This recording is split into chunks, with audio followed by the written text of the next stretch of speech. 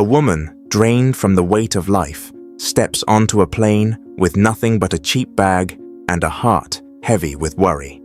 She's a mother first, a fighter second, but even warriors get tired. The moment she settles into her seat, exhaustion wins. She doesn't even realize when her head leans onto the man beside her. She just drifts, and when she wakes up, her whole world shifts in a way she never saw coming. Hey everyone, welcome to today's story. This one is filled with emotion, suspense, and unexpected twists, so stay with me until the end. Before we dive in, let me know in the comments, where are you watching from? The airport was loud, too loud for someone who had barely slept in weeks. Claire clutched her worn-out purse against her chest, her fingers tightening around the handle as she navigated through the sea of travelers. She had never been on a plane before, not once in her 32 years. But here she was, boarding a flight to Paris, a place she had only seen in movies, not for a vacation, not for fun, but because she had no choice. Her son, Adam, was waiting for her on the other side of the ocean.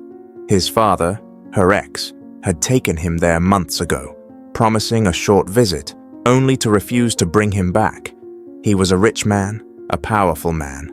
Claire was neither. She was just a waitress who barely made enough to pay rent, let alone fight a custody battle across countries. But a kind-hearted lawyer had stepped in, offering to help for almost nothing. The only thing she needed to do was get to Paris. She had scraped together every penny, sold her TV, her jewelry, even some of Adam's toys.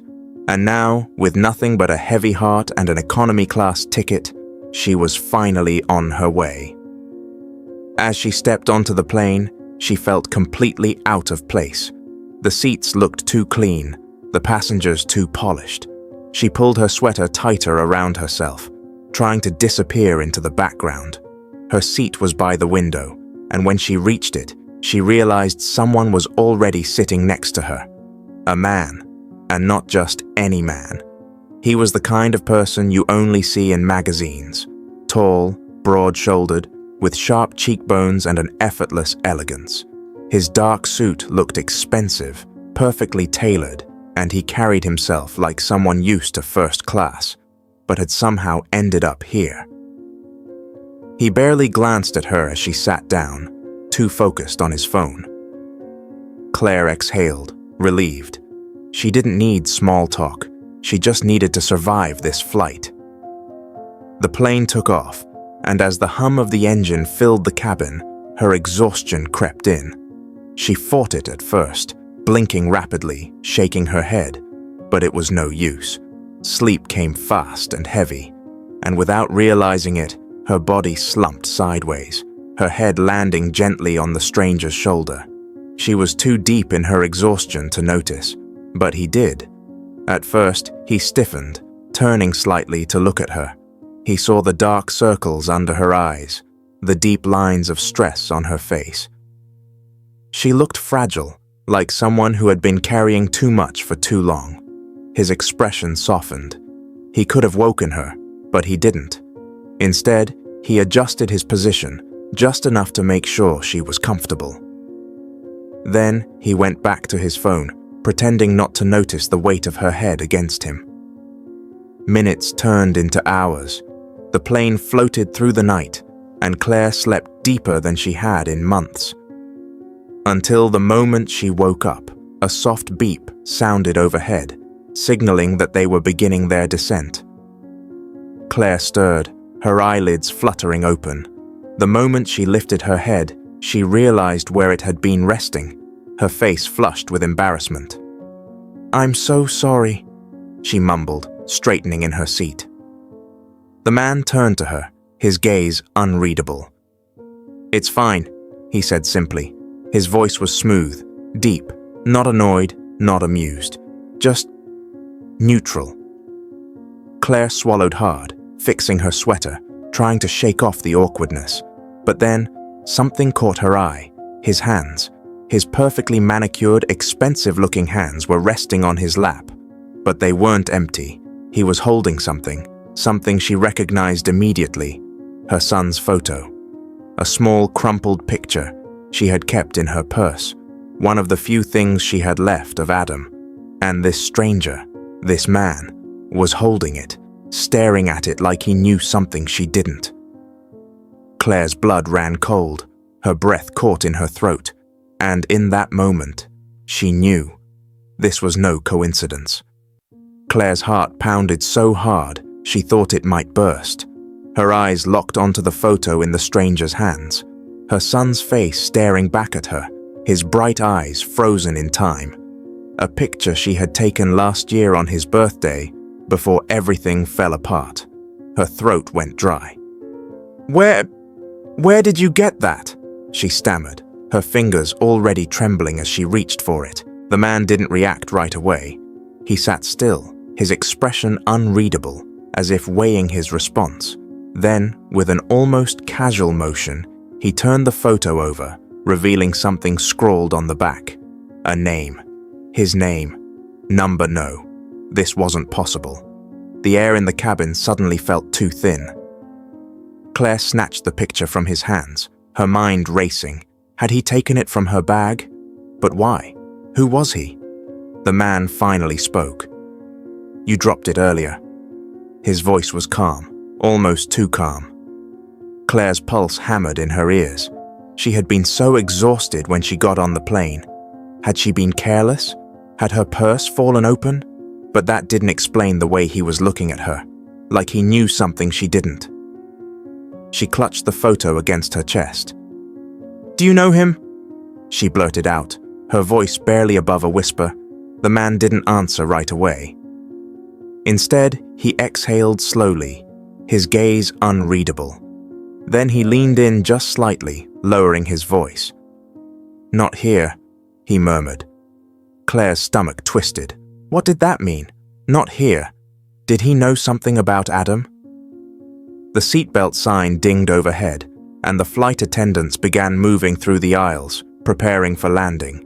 The outside world tilted as the plane started its descent, but Claire barely noticed. Her hands were cold. Her mind was spiraling. She had spent months searching for answers, chasing leads that led nowhere. She had been ignored, dismissed, told she was overreacting. And now, out of nowhere, this man, this stranger, holding her son's picture. The wheels of the plane hit the runway, jolting Claire forward, but the shock of landing was nothing compared to the weight pressing down on her chest. The moment they came to a stop, passengers began shuffling to their feet, pulling down luggage, stretching after the long flight. But Claire stayed frozen, gripping the armrest. The man stood up beside her, adjusting his suit jacket, moving as if this were just another day. Then, without looking at her, he said quietly, "Follow me." And just like that, he stepped into the aisle, blending into the sea of people. Claire hesitated for only a second. Then she grabbed her bag and went after him. The airport was a blur of movement, people rushing, voices over loudspeakers, the hum of a city that never stopped. Claire had no idea what she was doing, only that she couldn't let this man out of her sight. He walked with purpose, effortlessly weaving through the crowds, his posture upright, confident. He wasn't looking back to check if she was following, he just knew she would. And he was right. Claire didn't stop, not when her legs ached, not when her mind screamed at her to slow down, to think. She had nothing left to lose. Finally, he turned into a quieter part of the airport, near a row of floor-to-ceiling windows overlooking the runway. He stopped near an empty seating area, hands in his pockets, watching as she caught up. When she reached him, she was breathless, not just from the walk, from everything. She gripped the strap of her bag. "Who are you?" The man studied her for a moment. Then, with an almost unreadable expression, he said two words that nearly knocked the air out of her lungs. "I'm Ethan." Claire's heart stopped. That name was written on the back of Adam's photo. She stared at him, her mind scrambling to make sense of it. He continued, his voice steady. "And I think I know where your son is." Claire's vision blurred. The ground beneath her feet seemed to tilt, and for the first time in months, she felt like she was standing on the edge of something huge, something that could either save her or destroy her completely. Claire's world tilted, her breath hitched in her throat, and for a second, she thought she might collapse right there in the middle of the airport. She gripped the back of a nearby chair, trying to steady herself. What did you just say? Ethan didn't look away. His face remained calm, his deep blue eyes locked onto hers. I think I know where your son is. The words echoed in her head, but they didn't make sense. How could a stranger, a man she had just met on a flight, say something like that? How could he possibly know anything about Adam? Claire shook her head.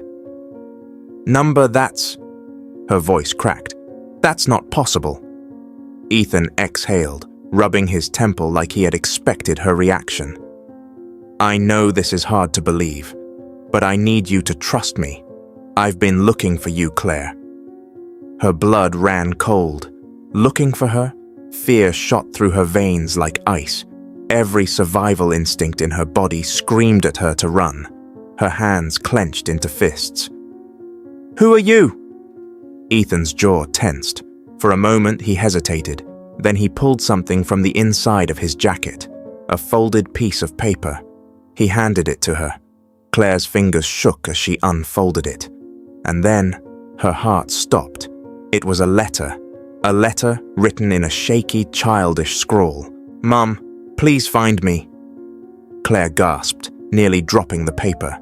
Tears blurred her vision as she stared at the familiar handwriting. It was Adam's.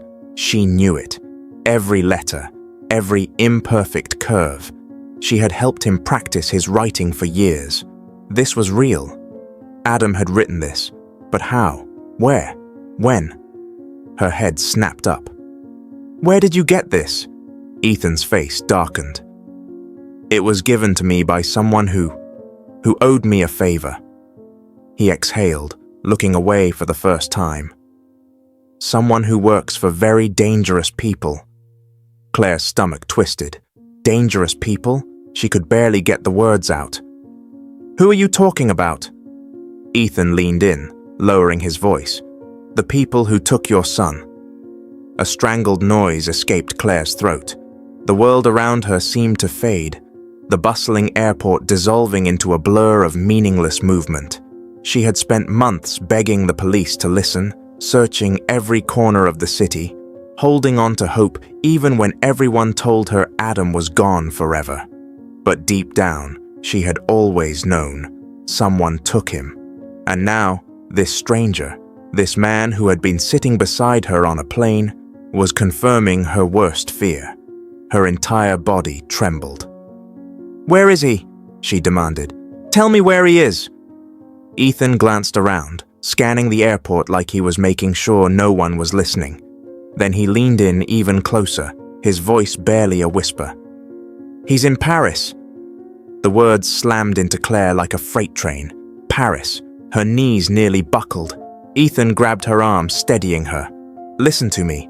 We don't have much time. I can take you to him, but you have to trust me. Claire's mind spun. Nothing made sense. She had boarded this plane believing she was alone, believing her son was lost forever. Now she was standing in an airport with a man who somehow knew more about Adam's disappearance than she ever had. And the worst part, a small, desperate part of her wanted to believe him. Because if there was even the smallest chance he was telling the truth, if Adam was out there, alive, she would do anything. She gritted her teeth, her voice firm. Take me to him. Ethan nodded, his expression unreadable. Then he grabbed her hand and pulled her into the crowd.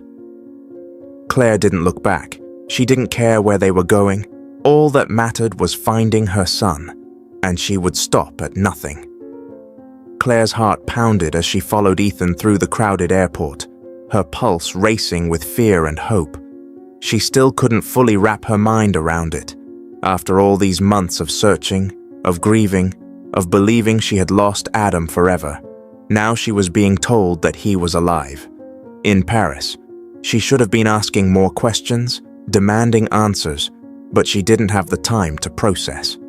Ethan walked with purpose, weaving through travelers with ease, his grip on her wrist firm but not forceful. Claire could barely keep up. "Where are we going?" she gasped.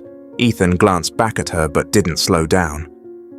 "I have a contact waiting for us outside. He has more information." Claire's legs felt weak, but she forced herself to move. "Who are these people, Ethan?"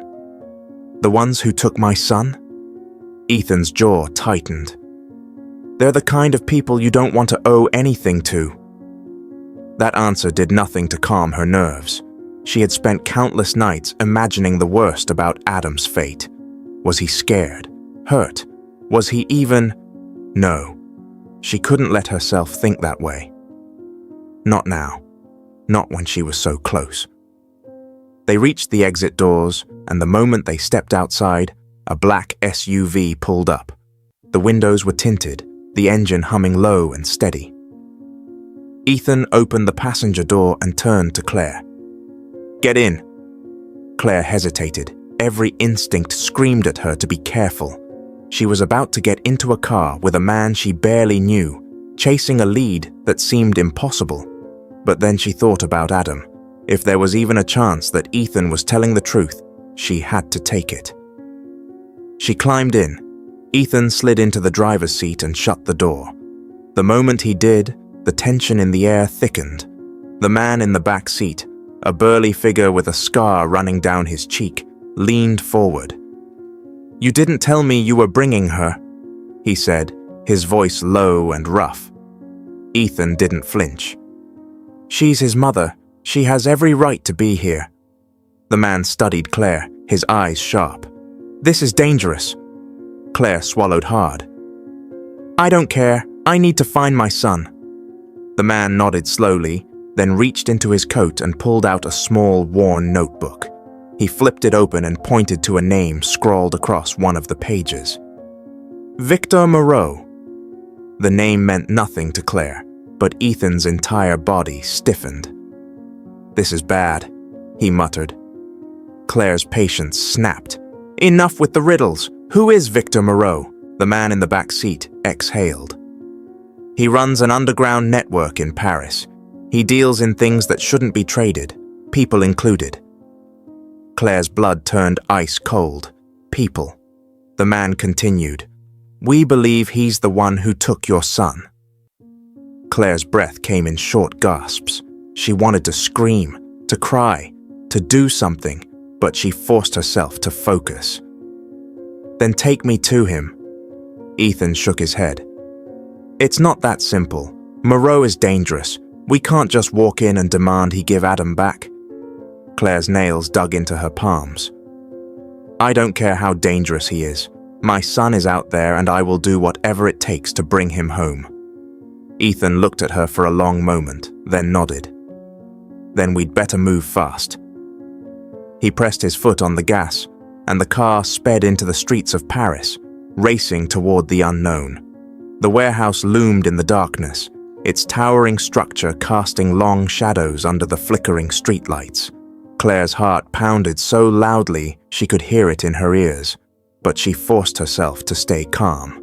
Somewhere inside, her son was waiting. She had come too far to fail now. Ethan crouched beside her behind an old stack of crates, his eyes locked on the entrance. "We go in quiet, we grab Adam, and we get out.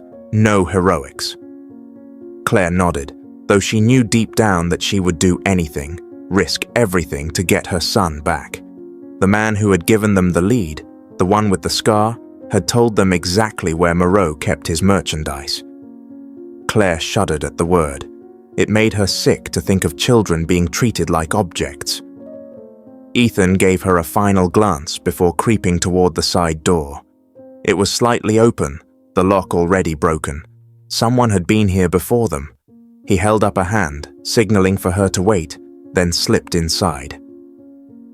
Claire's body burned with impatience, but she knew she had to trust him. Seconds later, he waved her in. The air inside was thick with dust and dampness. Rows of metal cages lined the walls, some empty, some with discarded toys and blankets. Claire's stomach twisted, then she heard it, a soft sniffle. Her breath caught. She knew that sound. Adam.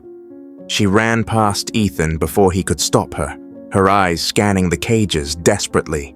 And then she saw him, a small figure curled up on the floor of a cage at the far end. "Adam!" she gasped, choking on his name. His head snapped up, his wide, tear-filled eyes locking onto hers. "Mommy?" She was at the cage in an instant, her fingers clawing at the rusted lock. "I'm here, baby. I'm here." Ethan grabbed her wrist. "We need a key or something to break it." Before he could finish, a cold voice echoed through the room. "How touching." Claire froze. From the shadows, a tall man in a crisp black suit emerged, flanked by 2 armed guards. Victor Moreau. "I was wondering who would be foolish enough to try and take something from me." His gaze drifted lazily to Claire, as if she were nothing more than an inconvenience. And a mother's love, how predictable. Claire's entire body trembled with rage, but Ethan stepped forward, blocking her protectively. "This isn't going to end well for you, Moreau," he said coldly. "You know who I work for." Moreau's smirk faltered just slightly. It was a gamble, but it seemed to work. Claire didn't understand the full extent of Ethan's connections, but she could see the way Moreau's confidence wavered. He might have been powerful, but Ethan was a threat. Ethan took another step forward. "Let the boy go, now!" Moreau's eyes darkened, but after a long, tense pause, he snapped his fingers. One of the guards stepped forward, pulling out a set of keys. He hesitated, then unlocked the cage. Claire didn't wait. She rushed forward, scooping Adam into her arms, feeling his little hands clutching onto her as if he would never let go. "Mommy," he sobbed. "I've got you, baby. I've got you." Ethan kept his eyes locked on Moreau. "If I ever hear that you're in this business again, you won't just lose a child. You'll lose everything." Moreau's jaw clenched, but he said nothing as Ethan backed away, guiding Claire and Adam toward the exit. The moment they stepped outside, Claire felt the cool night air hit her face. She held Adam tighter, pressing a kiss against his hair. They were safe. She had her son back. As they drove away from that terrible place, Claire couldn't stop staring at Adam, memorizing every little feature, every tear-streaked expression. She had been so close to losing him forever, and now he was home. Life is unpredictable. It can take away what we love in the blink of an eye, but it can also bring back hope when we least expect it. Claire never gave up, and because of that, she found her son again. If you believe in the power of hope, never stop fighting for what matters. And if you enjoyed this story, don't forget to like and subscribe to Stories of Hope for more powerful real-life stories. See you in the next one.